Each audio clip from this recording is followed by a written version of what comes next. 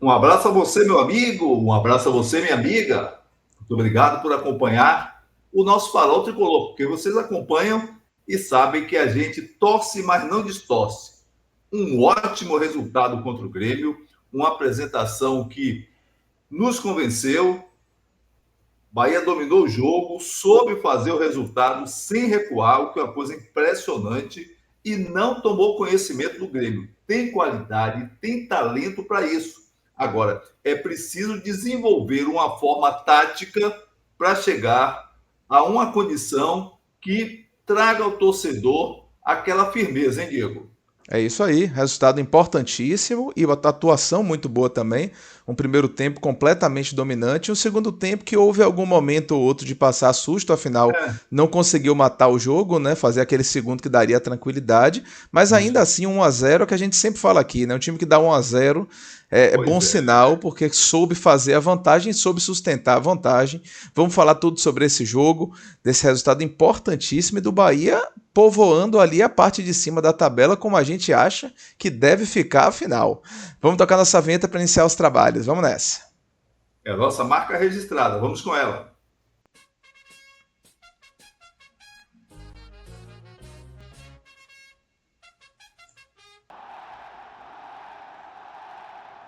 Pois é, mais um vídeo aqui no nosso Farol Tricolor. Deixa eu soltar o botão aqui de inscrição para que você, meu amigo, minha amiga, se inscreva. Deixe seu like, ative as notificações para a gente seguir crescendo nesse trabalho, sempre com a ajuda, com a colaboração, com o apoio de vocês. Mais uma live que a gente fez Sem na dúvida. sexta-noite com a participação especial do jornalista André Uzeda e uma live de muita participação, muita gente comentando, mandando mensagens, interagindo com a gente fica muito grato sempre pelas participações, não só daqueles que participam já habitualmente aqui do Farol nos comentários, quanto de novas pessoas que vão se aproximando, falando, me inscrevi agora e tudo, então beleza, se inscreva Isso. mesmo. Se esse vídeo chegar até você, você gostar do conteúdo, das análises, se inscreva no canal e comece a participar mais assiduamente aqui no Farol, né, pai? É verdade, eu agradeço a todos, eu e Diego agradecemos a todas as palavras gentis e tem um espaço reservado para as mulheres, hein? Nós queremos a participação das mulheres que sempre estão com a gente, sempre estão mostrando a sua alegria de participar, de acompanhar o nosso Farol Tricolor e a gente quer a participação aqui. Numa live dessas nossas, vamos agendar. Tem alguns amigos que já pediram inscrição, inclusive participação nas lives, mas é que a gente tem uma pauta. Vamos aos poucos trazendo todos vocês, agradecendo cada vez mais. Divulguem para a gente. Nós estamos naquele tempo do mutirão, precisamos chegar a um número um pouco maior e contamos com todos vocês, ao mesmo tempo agradecemos bastante as participações, as mensagens, o incentivo e, claro, o nosso bem querer pelo Bahia que nunca se acaba. É isso aí. Pai, a gente teve esse resultado importantíssimo, esse resultado Muito, interessantíssimo. sem E dúvida. estamos compartilhando já aí com os amigos de casa a tabela atualizada do Campeonato Brasileiro. Deixa eu compartilhar também com você, porque é sempre um momento importante, né? Sim, Principalmente agora que a gente já tem uma tabela um pouquinho mais definida, né? Uma isso. situação um pouquinho mais definida de quarta rodada do Campeonato Brasileiro, as coisas vão tomando muitas vezes uma forma mais clara, ainda que, lógico, estejamos no início da competição e tal, mas sem dúvida é uma forma que vai ficando e a gente vê o Bahia ali, né, em quinto lugar, o Bahia que está com 4 jogos, 2 triunfos, um empate e uma derrota, 6 gols marcados, 5 gols sofridos, saldo de 1, e chega uma situação que é também sempre interessante, que é uma situação de igualdade de jogos em casa e fora, né? Porque o Bahia na rodada anterior ainda tinha um jogo a mais fora de casa do que em casa, Isso. e nessas rodadas pares, geralmente, salvo algumas exceções, a gente vai ter essa situação ao final da rodada, então o Bahia está ali. Estamos gravando no domingo, alguns resultados já estabelecidos ali, mas o Bahia aparece em quinto lugar, pai. Verdade, verdade. Uma posição destacada que pode ser melhorada, mas aquilo que a gente sempre vê, o Bahia tem potencial para uma campanha melhor. Sempre acho, e a gente conversou com o nosso querido André Uzeda, jornalista, tricolor, amigo nosso, filho do meu queridíssimo Jorge Uzeda, professor, ex-colega da Unipax, e a gente conversava sobre isso. O Bahia tem potencial para uma campanha melhor, mas tem que saber se fechar melhor. Eu tenho uma tese que time que ganha por 1-0 é time que sustenta o marcador. Ao mesmo tempo, mata os secadores, né? Porque os secadores ficam até o fim doidos. Agora, é agora. 90 minutos, 91, o juiz deu mais 3, mais 5, acabou o jogo. Secadores caem doidos, caem duros no chão. Eles que ficam secos, em vez de secarem o Bahia, eles que ficam secos.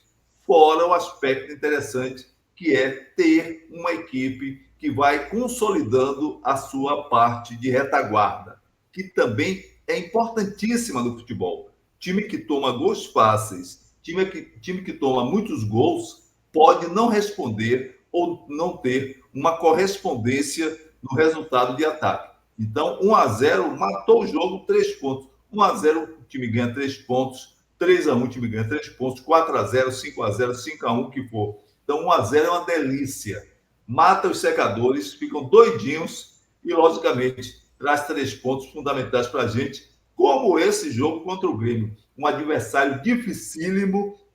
O Grêmio é um adversário difícil em casa, difícil fora de casa, difícil precisando do resultado, difícil sem ter interesse no resultado. É um time copeiro conhecido, o time ali da fronteira, que tem as cores e a garra e o aspecto de disputar o jogo, como os portenhos, os uruguaios, os argentinos, notadamente, que em outros tempos, nem tanto agora, em outros tempos, eram dificílimos de serem ultrapassados, Diego. É isso aí. Só para a gente ver lá como é que tá a parte de baixo da tabela, alguns times Isso. ainda com 3 jogos, né, 3 partidas É, disputadas, mas a maioria já com 4 partidas disputadas. E tá aí a parte final da tabela, né? O Corinthians conseguiu vencer bem, né, deu uma respirada boa, ganhou do muito. Fluminense, que tá ali já numa situação meio de metade de tabela para baixo também. E ali na Uhum. frente a gente teve derrotas também. O Flamengo perdeu, né, o jogo contra o Botafogo, o Isso. clássico contra o Botafogo, hoje pela 11 da manhã por manhã. 2-0. Então, o Palmeiras também faz um início de temporada pior do que se imaginava, se supunha, né? O Isso. Palmeiras está É. irregular. Então, esses grandes favoritos deram aquelas tropeçadas, mas eu acredito que com o tempo também vão assumindo ali as posições É. que vão, não vou dizer que são suas de direito, que seria demais, mas que são Não. as tendências, né? Que pelo que a Isso. gente conhece dos elencos e da dinâmica do campeonato, pai. É verdade. Tem potencial para isso, tem recurso financeiro para isso, já tem um lastro e, por exemplo, o Palmeiras, em termos de treinador, o Flamengo, que sem dúvida alguma a crítica que possa se fazer ao Tite, mas é um cara que consegue armar taticamente o seu time. A grande dúvida e a grande insegurança da torcida rubro-negra do Rio e do resto do Brasil era se o Flamengo ia se adequar ao estilo Tite, que é aquele cara que segura mais o resultado, segura mais o marcador, não é um time que parte tanto para o ataque. Isso é Sim. problema deles, claro, mas a gente bem sabe que são favoritos, disputa o título brasileiro, Flamengo e Palmeiras, um ou outro pode surgir no caminho, mas a tendência é essa, Diego. Pois é. E o Botafogo também se posiciona bem, é outro destaque, né, interessante do campeonato. O Botafogo, assim como no ano passado, larga bem no campeonato e Ah, sim. não sei a quanto eles vão segurar, mas Pois é. aconteceu de novo, né, do Botafogo começar de uma maneira interessante a Série A.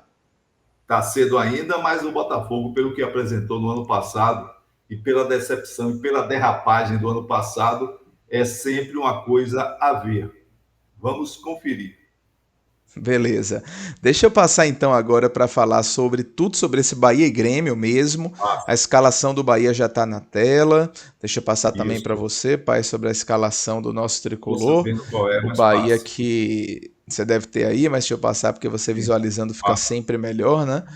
O Sim, Bahia está aí também para você já a escalação do Bahia. tranquilíssimo. E o Bahia foi um time que veio de uma forma que a gente previu aqui no pré-jogo. Engraçado é que a gente falou assim, eu projetei 2 escalações, né? Falei, ó, dificilmente vai repetir aquela que Ademir joga. Dificilmente. A gente conversou sobre isso com o André Alzeda. Sim, Mas aí, Ademir não jogando, jogará Biel ou Everaldo? Engraçado é que Rogério falou que horas antes do jogo estava com essa mesma dúvida. foi.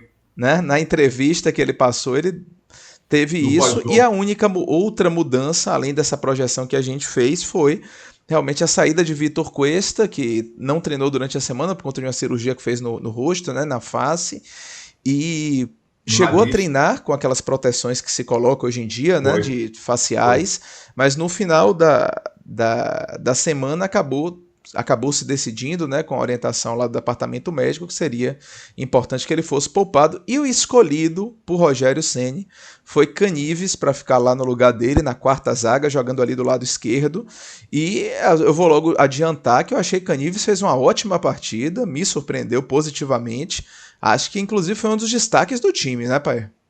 Concordo inteiramente. Para ver que a gente não faz campanha contra ninguém, nós somos Bahia, não somos Canives, reserva de Canives, treinador, auxiliar de treinador, goleiro, artilheiro, nada disso. Jogou bem, jogou bem, jogou mal, jogou mal. Habitualmente, Canives não faz boas atuações, mas contra o Fluminense, talvez pela cobertura que o próprio Gabriel Xavier deu a Canives, ele teve uma atuação mais tranquila, esteve bem. Concordo com você. Esteve muito bem, surpreendentemente bem. Parabéns, Canilhas. Pois é, o Bahia então, pai, falando um pouquinho do jogo, do decorrer do jogo, Vá, eu diria que o Bahia foi soberano no primeiro tempo. O Bahia sem foi dúvida. dominante no primeiro tempo, de uma maneira, Sem dúvida.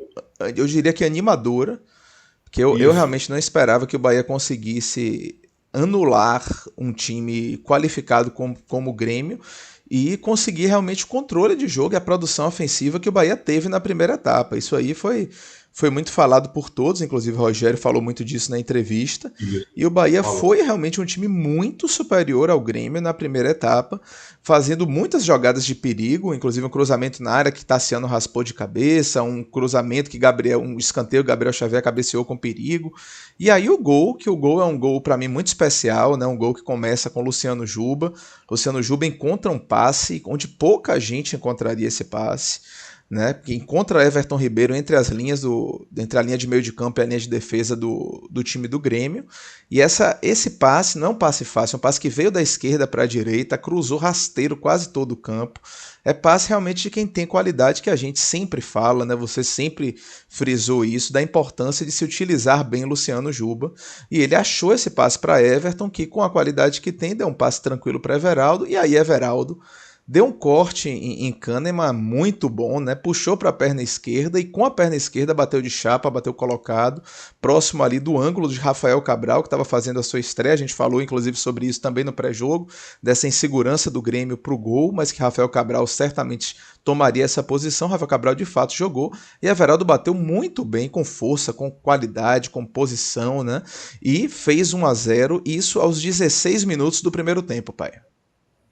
Sem dúvida, o Bahia não tomou conhecimento do Grêmio, jogou com personalidade. Jogar contra o Grêmio, volto a dizer, não é para qualquer meia-boca que às vezes pensa que já chegou ao máximo. Jogar contra o Grêmio é dureza. Então, só quem está na primeira divisão há algum tempo é que sabe isso. Eu sei que o Grêmio caiu, mas o Grêmio não é brincadeira. Mas o Bahia não tomou conhecimento, podia ter feito o resultado antes, podia ter ampliado o resultado antes, que não conseguiu ampliar antes nem depois. Teve uma chance de ouro no primeiro tempo com o Cauli, mais uma vez um bom trabalho de Everton Ribeiro. No segundo tempo teve uma chance de ouro, você ainda está falando do primeiro, mas eu só para antecipar Sim. a chance. Uma chance de ouro com o Everaldo. Depois teve boas chances durante a partida. Ratão, então, assinou praticamente o banco eterno de não entrar em jogo principal, porque recebeu duas bolas ali, uma delas assim, imperdoável. Esperou não sei o que para fazer não sei o que e fez besteira, fez porcaria, lamentável. Mas o Bahia foi superior ao Grêmio, o que não é comum para o Bahia quando enfrenta o Grêmio. Verdade. Inclusive, a gente teve uma eliminação, na minha opinião, muito dolorosa da Copa do Brasil Muito, nas quartas de final, que era um nos jogo que o Bahia pênaltis. fez muito bem lá em Porto Alegre, empatou lá. Muito. E aqui perdeu por 1-0, né? O gol, se não me engano, de Alisson, né? Que jogou no São Paulo há muito tempo, que é um bom jogador, cortou para dentro assim, bateu cruzado. Mas é um jogo sempre difícil, costuma ser difícil enfrentar o Grêmio e foi assim também ontem. Você destacou esse lance de Cauli no primeiro tempo, foi uma jogada realmente linda, né? Que é Everton Ribeiro apara, né? Um cruzamento, entrega para Cauli, Cauli bate já de primeira, assim, sem chance de defesa. Rafael Cabral pulou, mas passou longe da bola, ela bateu no travessão. Um lance que poderia ter sido outro gol de placa do Bahia. E o Bahia, como a gente fala sempre, continua fazendo belos gols, né? Esse de Everaldo é Sim. mais um exemplo de um belo gol feito pelo Bahia, uma boa construção, uma excelente finalização de Everaldo. Eu E até aí, queria diga. sugerir, eu até queria sugerir à CBF, principalmente nos jogos do Bahia, botar, por exemplo, mais apoio em termos de ortopedista, porque o Kahneman ficou todo envergado. Ele botou os dois braços para trás para não cometer pênalti, ele Foi, caiu de barriga no chão com o braço para trás. foi, Quer dizer, foi um até meio cara como esse, ridícula a queda dele. não é? Um cara como esse pode ter uma contusão séria. Tem que ver essa questão de coluna, essa questão da cervical. Então, um nó, como se dizia no meu tempo de jogar uma bola, um nó daqueles que o cara caiu ali todo envergado, todo arrombado, todo ganhado. Depois se levantou todo tirado a valentão, brigão, querendo bater no juiz, do vizinho do juiz. Aliás, ele era para ter sido expulso. O Grêmio, depois do teatro Mambembe, do teatro ridículo de Renato Gaúcho, Renato Portaluppi lá para os gaúchos, tem que anotar que o Kahneman tinha que ser expulso. Ele já tinha cartão amarelo e chegou forte no jogador do Bahia. O árbitro virou a cara. Eu tinha dito: esse árbitro não é bom. Esse árbitro é fraquíssimo, é péssimo. Eu disse antes da bola rolar. Então, eu não digo que ele é péssimo somente quando ele prejudica meu time. É que ele é ruim mesmo. Então, o nervosismo de Renato Gaúcho, Renato Portaluppi lá para os gaúchos, uma terra que eu amo, quero muito bem, tenho amigos fraternais. O Kahneman era para ser expulso, é só voltar o lance do jogo. Ele tinha um amarelo, deu duas porradas seguras, duas delas de cartão amarelo. O árbitro não deu. E o Renato Gaúcho, naquele nervosinho, coisa ridícula. A saída dele dali realmente mudou o futebol. A partir dali, o futebol não é mais o mesmo. Depois que o Renato Gaúcho fez uma cena ridícula que ele não fez contra o Vasco, quando o árbitro prejudicou muito mais. O Verdade. árbitro do jogo Vasco 2, Grêmio 1, em São Januário, operou o Grêmio e Renato Gaúcho saiu para tomar o chopp dele em Copacabana numa boa. Todo bonzinho, todo comportadinho. Aqui, onde ele teve o Bahia, que alavancou sua carreira, que estava esquecido no mundo do futebol. O Bahia contratou o Renato Gaúcho para treinador. Daí em diante ele se deu bem, nem para ser grato, teve toda aquela cena ridícula, uma coisa vergonhosa para o futebol, que deve ter anotado como um dos lances mais esdrúxulos dos últimos tempos. Ridículo. Pois é.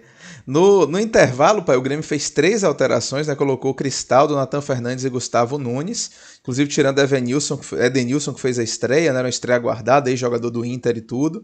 E o Bahia só foi mexer lá pelos 18 minutos do segundo tempo, com Biel no lugar de Everton Ribeiro. Depois o Bahia ainda colocou Carlos Depena no lugar de Tassiano. Carlos Depena tendo bastante espaço no segundo tempo, né? Muitas Foi. substituições. Chegou há pouco tempo, mas o Rogério já mostrou que é um jogador de confiança, né? Que está fazendo ele preterir, inclusive, por exemplo, Iago, né? Claro, Dos jogos, porque claro. Depena realmente tem entrado e dado uma dinâmica interessante. E já aos 35, 36 minutos ali, o Bahia colocou em campo Ademir no lugar de Cauli, Rezende no lugar de Caio Alexandre e Rafael Ratão no lugar de Everaldo. E o Bahia continuou gerando algum perigo nos contra-ataques, cedeu um pouco de posse de bola, um pouco de campo para o Grêmio, né? E demorou de matar o jogo, teve muitas oportunidades de matar o jogo no contra-ataque, causando esse perigo desnecessário, mas no fim das contas, quando a gente olha o que aconteceu, Marcos Felipe não foi tão exigido e o Bahia conseguiu Nada. segurar o seu resultado sem tanto susto, né, pai? É verdade. O Marcos Felipe funcionou como líbero. Trabalhou muito mais como líbero do que como goleiro e trabalhou bem. Eu sou pelo justo e trabalhou bem. É verdade. Eu acho que o Depena ele participa, como você chamou muito bem a atenção, dando aquele gás de participação, de vibração próprio dos portenhos, não é? Ele vai ali, ele encerra o jogo, no final do jogo, quando o Grêmio pensou que ainda podia fazer uma festinha, depois da cena, das cenas do Renato Gaúcho e seus Blue Caps, com todo respeito ao Renato Barros, que era Renato e seus Blue Caps, esse Renato é o Renato Portaluppi, o Renato Gaúcho, que saiu com o banco, fez aquele sinal, uma coisa das mais ridículas dos últimos tempos do futebol. Mas o DP, naquela altura, o que é que Renato Gaúcho quis ali? Desviar a atenção. Foi engolido pelo Bahia, não fez nada, não teve saída nenhuma, não destaca. A grande mídia não destacou isso. Quando o Bahia perde, fulano de tal deu um nó tático, dominou o Bahia, que não sei o quê. O Bahia engoliu, o Grêmio não andou. E Renato Gaúcho fez aquele cenário todo. E aí o que é que aconteceu do que eu estou falando? Depena foi ali para a lateral do campo, o Bahia atacando para o gol do Dick. Sim. E o Depena trabalhou ali à altura da bandeirinha de escanteio, trabalhou com Arias, trabalhou com Ademir, aquela bola demorou ali passou uns 3, 4, 5 minutos sem fazer cera, conseguindo escanteio, conseguindo lateral, travou na bola, falta daqui, falta dali, falta para o Bahia. Então você está certo, você chamou atenção desde a primeira vez essa importância do Depena furar a bola na hora certa. É verdade. Antes de a gente ir para as notas do professor, já estou aqui na tela principal pedindo mais uma vez like, se inscrevam no canal, ativem as notificações para a gente começar aqui aquele quadro já clássico aqui do canal, que são as notas do professor Cabuz aí. Vamos jogador a jogador falando o que foi que você achou desse time, que é um desempenho geral muito bom. Uma ou outra pontuação, notadamente dos que entraram no segundo tempo, mas um desempenho muito bom, começando, pai, com Marcos Felipe, sua nota para ele. Marcos Felipe não teve muito trabalho, sejamos justos, não chegou nem a fazer aquela grande defesa, mas mostrou boa participação como líbero. O Bahia dominou aquele espaço, 7 para ele, não comprometeu, nem teve muita exigência em participações de lances difíceis, 7 para ele. Eu, inclusive, fiquei um pouco preocupado com algumas saídas de bola dele com Gabriel e Canives, né? Fico sempre tenso com isso, mas ontem realmente não houve erros, né? Assim, ele trabalhou bem, inclusive Gabriel e Canu também trabalharam bem, a gente conseguiu sair sem maiores sustos, mas meu coração vem na boca quando eu vejo os três ali e o Grêmio avançando a marcação, mas deu tudo certo. Santiago Arias, pai. Só um detalhe, eu vou falar de Santiago Arias, você falou bem. No segundo tempo, quando o Bahia já estava bem, aos 35 minutos, ele tentou sair umas vezes com o Gabriel Xavier, daqui a pouco eu falo de Gabriel Xavier, e com o Canives, lances mais arriscados que não precisavam disso. Podia ter despachado aquela bola, senão ele tiraria um 8, o Marcos Felipe. Eu gostei da atuação do Arias. O Arias, a gente conhece mais o Arias, personalidade no jogo, firmeza, marcação. Eu gostei. Boa recuperação, inclusive, quando o Grêmio tentou jogar nas costas dele. Eu dou uma nota 8 para o Arias. Pronto, é verdade. Eu acho justo esse 8. Eu gostei da atuação de Arias. Você destacou bem ali no final do jogo. Verdade. Ele, com muita maturidade, né, também participou desse momento de condução da bola, de tranquilizar o jogo. O Grêmio é muito nervoso por causa daquele chilique, aquela confusão toda. E Arias foi um dos que participou bem ali na reta final. Na lateral esquerda, agora eu vou dar 7 para Arias. Você deu 8, não foi? Eu vou dar 7 porque, para mim, assim, é sempre uma questão comparativa, né? E o outro lateral, esse aí é que você pode falar primeiro, mas esse aí que eu vou dar 8, que é Luciano Juba, pai. Eu vou dar 9 para Luciano Juba, por isso que eu dei 8 para Arias. Luciano Juba com atuação personalística. Não tomou conhecimento. No segundo tempo, o Grêmio botou aquele menino que se movimenta bem, é bom jogador, muito cheio de firula e tudo. Mas quando ele ciscou 2 vezes na frente de Luciano Juba tomou a bola dele e foi embora. Então, muito bom. O passe do único gol, a origem foi Luciano Juba, que viu o lado direito do Bahia aberto, passou para Everton Ribeiro, com a categoria simplificou. O craque simplifica. O mais grosseiro tenta fazer o segundo, o terceiro lance. Então, ele vinha chegando, mas caindo, não estava nem como lateral esquerdo, um pouco mais na intermediária. Ele ali mesmo se viu Everton Ribeiro com simplicidade, tocou para Everaldo, que realmente envergou o Kahneman e fez um golaço. Aliás, Everaldo é outro que há algum tempo eu venho dizendo, não é bem como a maior parte da torcida vinha criticando. Se ele jogar da meia-lua para dentro, ele pode ser muito útil ao Bahia. Se ele jogar da meia-lua para fora, não tem menor característica. Mas eu dou 9 para Luciano Juba, jogando fora da posição, se impondo no jogo e determinante no primeiro gol, a partir de quando ele viu o lado direito para ser trabalhado. Maravilha. A zaga foi com a saída de Vitor Cuesta, foi Gabriel Xavier e Caníveis, pai.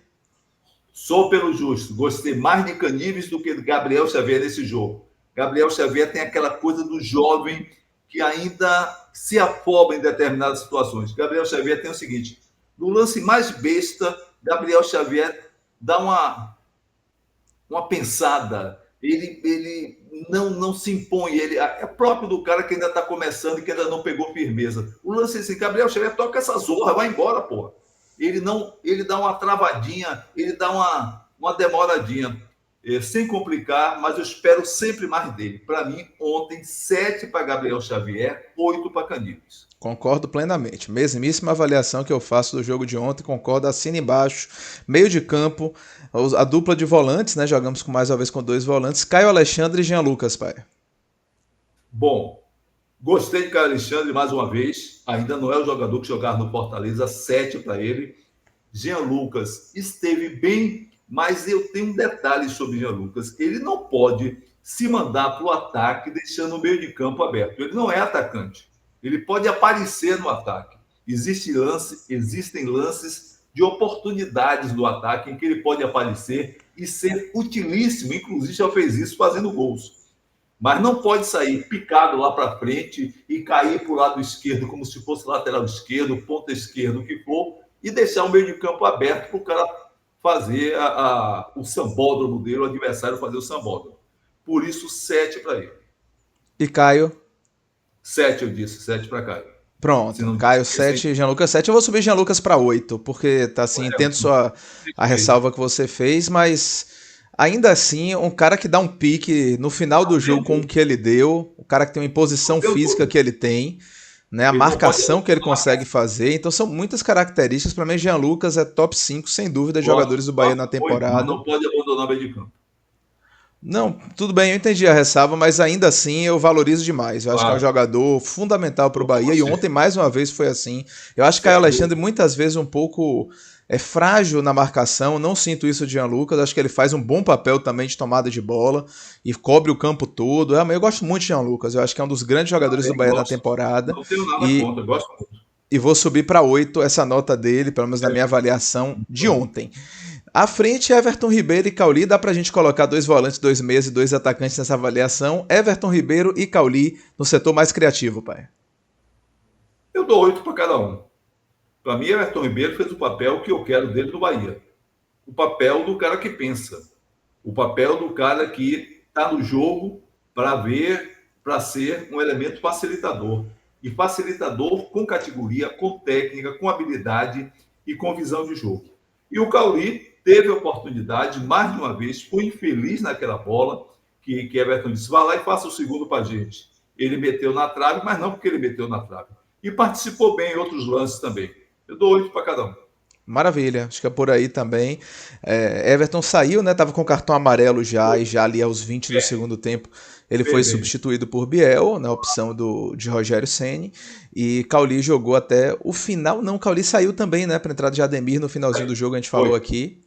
Mas foram 2 jogadores importantes enquanto estiveram, deram aquela qualidade que a gente sabe. Vamos ver se o Rogério consegue encaixar os 2 ou fazer aquilo que a gente até conversou com o André, né, de usar um, usar o outro em outro momento, os 2 eventualmente juntos. Vamos ver como é que essas coisas se dá nos próximos jogos, né? Essa formação e essas perspectivas acontecem no próximo jogo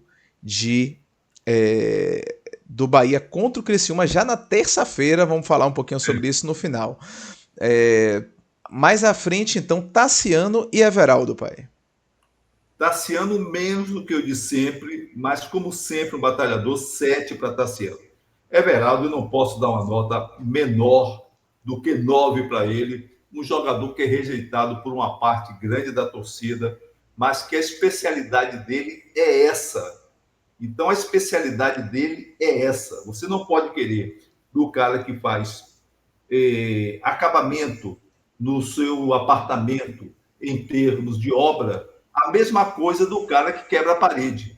Então, Tassiano, perdoe, o Everton, o Everaldo, claro, obrigado. O Everaldo é finalizador, e finalizador tem que trabalhar. Fez um golaço. Se é coisa de Gabigol, se é coisa de Arrascaeta, se é coisa de não sei quem das contas. Aí, ó, que não sei o quê. Everaldo fez o gol da zorra, pô. E pronto, e ganhou o jogo. O Bahia ganhou o jogo por causa do gol de Everaldo. Ganhou o jogo, trabalhou bem na defesa, no meio de campo, chegou bem no ataque. Mas fez um gol da zorra. Não deu uma bicuda, não mordeu a língua. Driblou o cara que é eterno no imortal. O Kahneman estava todo envergado, deve ter voltado para Porto Alegre na maca. Todo envergado, coluna, o ortopedista do Grêmio vai ter um trabalho retado, o fisioterapeuta vai ter um trabalho retado para consertar a coluna do cara, se é que ele vai poder jogar outra partida. É 9 para Everton que ganhou o jogo para a gente. Beleza, 9 Everaldo e 7 Tassiano, então, concordo com as notas também. Alguém do banco de reservas que você queira destacar com a nota também, pai? Claro. Biel, indiscutivelmente, tá demais. Entrou no jogo, deu condição de sobra para Ratão fazer o gol, né, Ratão? Não vou nem dar nota a você, Ratão, para não desmerecer. Aliás, você que está se desmerecendo. Uma chance daquela, na cara do gol, para matar o cara, 2-0, a gente comemorar mais ainda, mais cedo. Mas trate de melhorar. Não, eu dou uma nota 8 para Biel, sem dúvida nenhuma. Mais do que nunca, um jogador que tem que entrar como titular ou entrar com essa oportunidade. Aliás, eu tenho visto que Biel pode substituir no estilo o que Tassiano faz muitas vezes no jogo. Biel é jogador também, muito bom jogador. Maravilha. E para a gente terminar, então, a nota de Rogério Ceni, pai.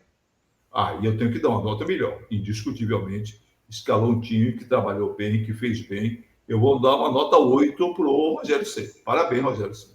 Concordo, acho que o 8 está bem, porque o Bahia realmente se impôs no jogo, foi uma partida muito convincente do Bahia, muito. E aquilo que a gente estava falando que fazia falta, né, que era o Bahia não tomar gols, né? Isso pesa demais, o Bahia faz muitos gols, é verdade, mas tomando muitos gols é difícil. Aconteceu o que aconteceu com o próprio Grêmio no passado, que tomava muitos gols e conseguiu ficar na parte de cima da tabela. A regra é que o time que toma muitos gols fique mais posicionado ali para baixo na segunda metade da tabela. Isso aí é o normal, é o que costuma acontecer. Diga, pai. Não, é isso mesmo, sem dúvida.